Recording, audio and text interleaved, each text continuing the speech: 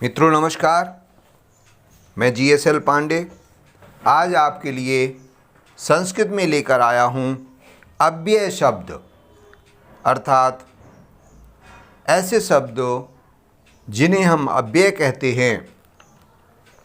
देखते हैं कि अव्यय कौन कौन से शब्द होते हैं। संस्कृत में कहा गया है, सदृशम त्रिषु लिंगेषु सर्वासु च विभक्तिषु वचनेषु च सर्वेषु यन्न व्ययेति तद अव्ययम्। जो शब्द तीनों लिंगों, सभी विभक्तियों, सभी वचनों में समान रहते हैं वे अव्यय कहलाते हैं। दूसरे प्रकार से इसका अर्थ बताने का प्रयास करते हैं। दूसरे शब्दों में संस्कृत में कहा गया है कि न व्ययम इति अव्ययम्, अर्थात जो व्यय को प्राप्त नहीं होते, अर्थात जो हमेशा ज्यों के त्यों यथा स्थिति में रहते हैं, ऐसे शब्द अव्यय या अविकारी कहे जाते हैं। इसकी विशेषता है कि अव्यय पदों का रूप नहीं चलाया जाता। अगले शब्दों में हम कह सकते हैं कि स्वरादि निपात अव्ययम्, अर्थात जो निपात शब्द हैं उन्हें भी हम अव्यय कहते हैं। कुछ प्रमुख अव्ययों को हम देखते हैं कि किस प्रकार से उनका वाक्यों में प्रयोग किया जा सकता है और उनका क्या क्या अर्थ होता है। तो मैं कुछ महत्वपूर्ण अव्यय आपके सामने रखता हूँ, ध्यान दें। पहला अव्यय है सदा। सदा का अर्थ होता है हमेशा। इसका वाक्य में प्रयोग किया जा सकता है कि रामः सदा सत्यम वदति। अगला अव्यय है सर्वत्र। सर्वत्र का अर्थ होता है सब जगह। इसे हम कह सकते हैं, इसका वाक्य में प्रयोग कर सकते हैं कि ईश्वरः सर्वत्र अस्ति, अर्थात ईश्वर सब जगह है। अगला तीसरा अव्यय है प्रतिदिनम, अर्थात प्रतिदिन। इसका वाक्य में प्रयोग है अहम प्रतिदिनम दुग्धम पिबामि, मैं प्रतिदिन दूध पीता हूँ। चौथा अव्यय है यदा तदा। यदा तदा का अर्थ है जब तब। इसका वाक्य में प्रयोग है यदा कृष्णः आगच्छति तदा सुदामा गच्छति, अर्थात जब कृष्ण आते हैं तब सुदामा जाते हैं। अगला पांचवा अव्यय है अत्र। अत्र का अर्थ होता है यहाँ। इसका वाक्य में प्रयोग है सः अत्र आगच्छति, अर्थात वह यहाँ आता है। छठा शब्द है तत्र। तत्र माने वहाँ। सः तत्र गच्छति, वह वहाँ जाता है। सातवां अव्यय है स्व। स्व माने आने वाला, कल। इसका वाक्य में प्रयोग है अहम स्वः विद्यालयम गमिष्यामि, अर्थात मैं कल विद्यालय जाऊंगा।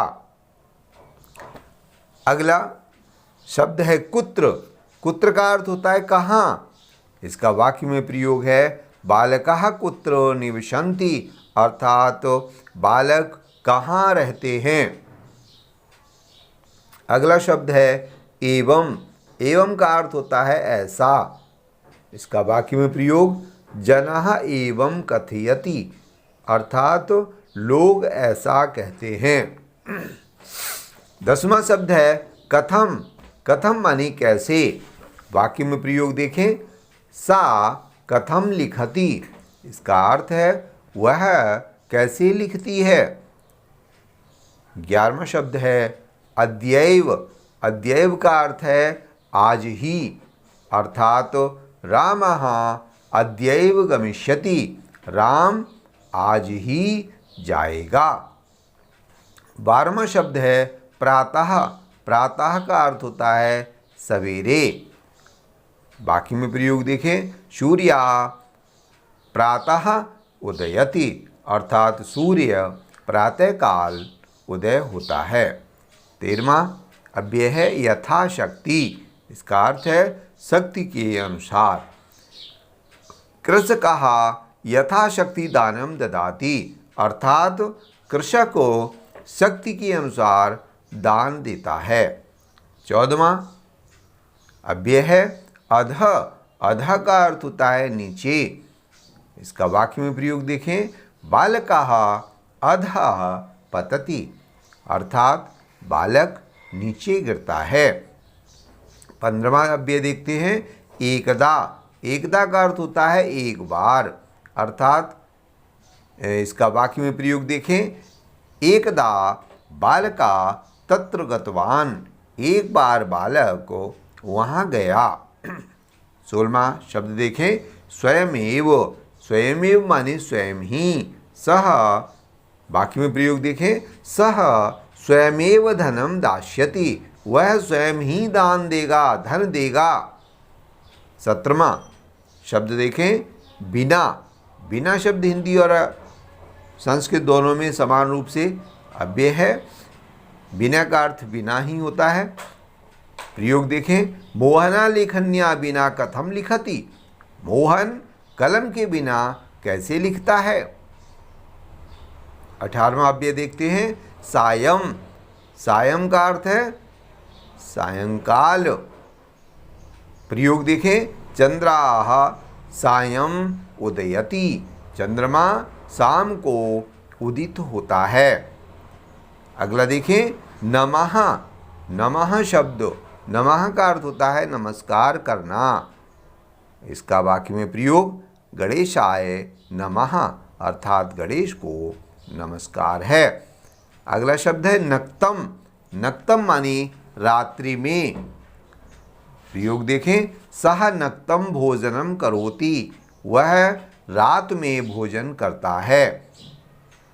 अगला देखते हैं दिवा, दिवा का अर्थ है दिन में।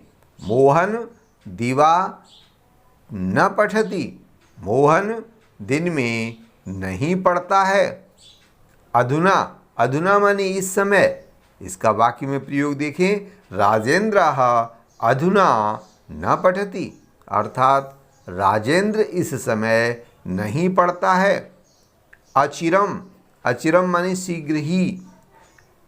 प्रयोग देखें, अचिरम सह गतवान, शीघ्र ही वह चला गया। 24वां देखते हैं उभयता, उभयता का अर्थ है दोनों ओर, इसका अर्थ है, इसका प्रयोग देखें कि विद्यालयम उभयता वृक्षा सन्ति, विद्यालय के दोनों ओर वृक्ष हैं। मित्रों, आज मैंने आपके सामने 24 अव्यय रखे हैं और इनका प्रयोग बताया है। आशा करता हूं कि आपको समझ में आए होंगे और परीक्षा के लिए उपयोगी होंगे। आप किसी कठिनाई के विषय में हमें अपनी कमेंट्स करें और यदि आपको अच्छा लगा हो तो निश्चित रूप से लाइक और सब्सक्राइब करें। मित्रों, आज का वीडियो यहीं समाप्त करते हैं। कल फिर नए शब्दों के साथ आपके सामने उपस्थित होंगे। जय हिंद।